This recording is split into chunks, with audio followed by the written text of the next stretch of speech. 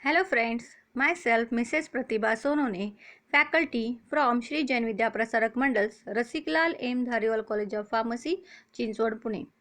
Today I am going to discuss about Central Sterile Service Department, which is also called as CSSD, which is one of the topic from Hospital and Clinical Pharmacy subject for second year D Pharmacy students. After watching this video, you will be able to understand definition of CSSD, layout, requirements, and workflow of CSSD department. Central Sterile Supply Department. The name of the department is self-explanatory, that it supplies sterile materials required in the operation theatres. Non-sterile material needed to operation theatre is also provided by this department. The modern pattern of the pharmacy services incorporate CSSD concept, which is accepted by the hospital authorities. While planning with the setup of CSSD, nursing time is saved. So this is the advantage of this CSSD department. The related activities like sterilization, use of aseptic techniques are effectively performed in this department. So here we can define the CSSD department as the department which supply is the service responsible for receiving, storing, processing, distributing and controlling the professional supplies and equipments, both sterile and non-sterile, for all the user units of hospital for the care and safety of the patient under the strict quality control. Now we will discuss location, layout and environmental requirements for the Central Sterile Supply Department. Ideally, it should be located very near to those departments where its supplies are maximum, like the operation theatres. But the central store and the landing should be nearby.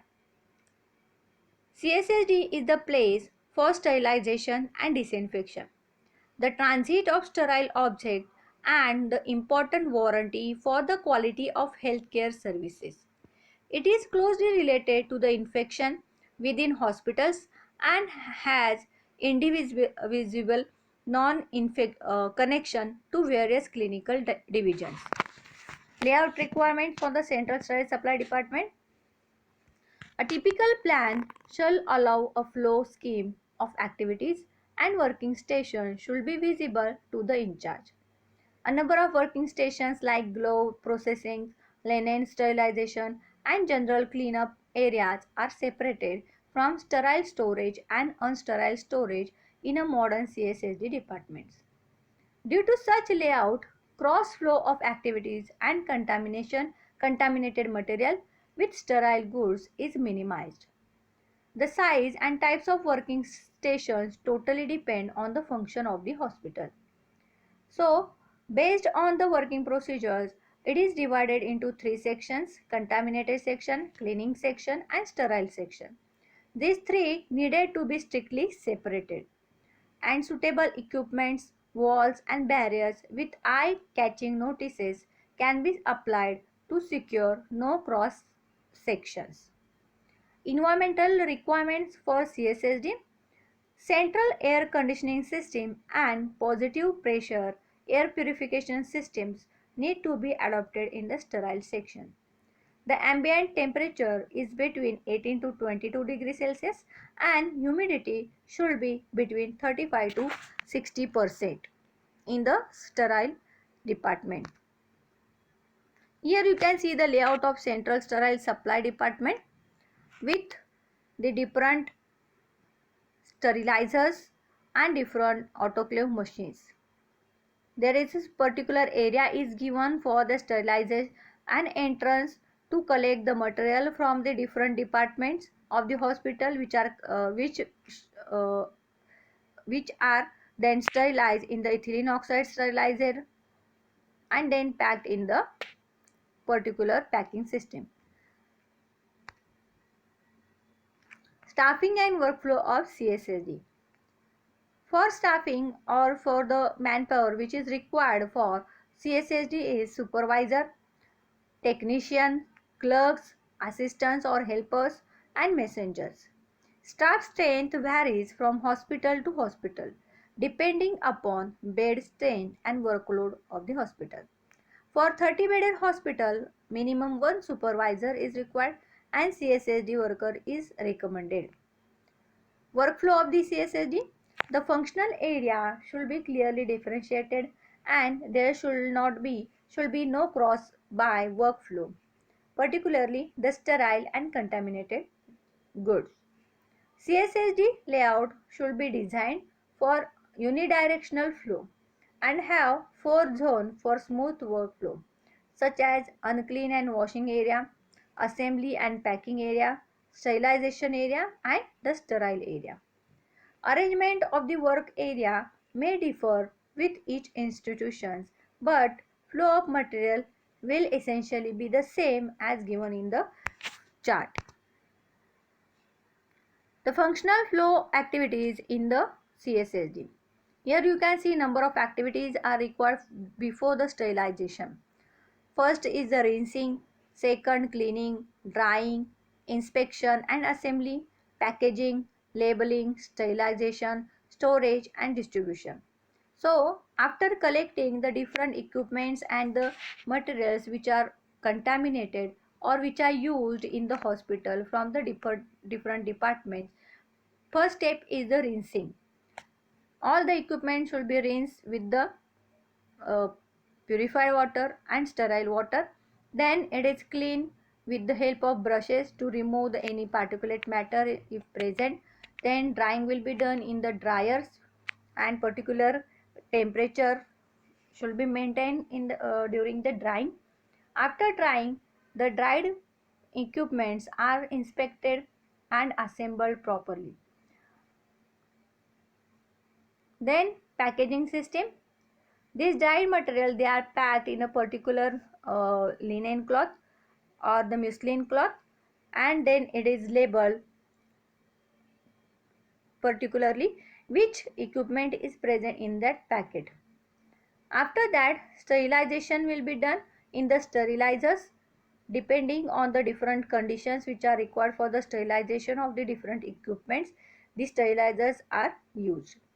After sterilization, the sterile material should be shifted to the storage department where the sterility should be maintained. And from that sterile area or storage area, the sterile material will be distributed throughout the hospital. Once the entrance receive non-sterile items like gloves, syringe, needles, rubber gloves, surgical instrument and dressing, urine and blood collection set, solution, etc. The non-sterile item then passes for sorting and disassembly purpose. It goes for general cleanup process for washing purpose, powdering process for gloves and all these assembled according to types of the items. Linen materials goes to the linen storage sections.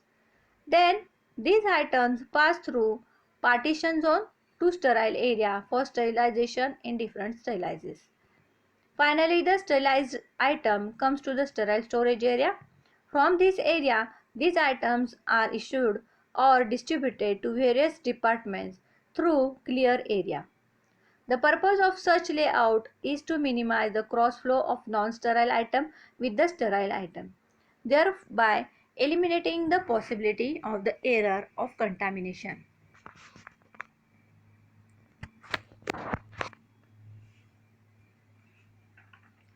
Now, we will discuss three different administrative patterns for the Central Sterile Service Department. First one is the department under pharmacy control, second department under nursing control, and third department under dual control of pharmacy plus nursing both. Pharmacy under pharmacy control, well-trained and qualified pharmacists handle various functions such as procedure, storage and distribution of medical supplies. The pharmacy operate and maintain the different sterilizers also.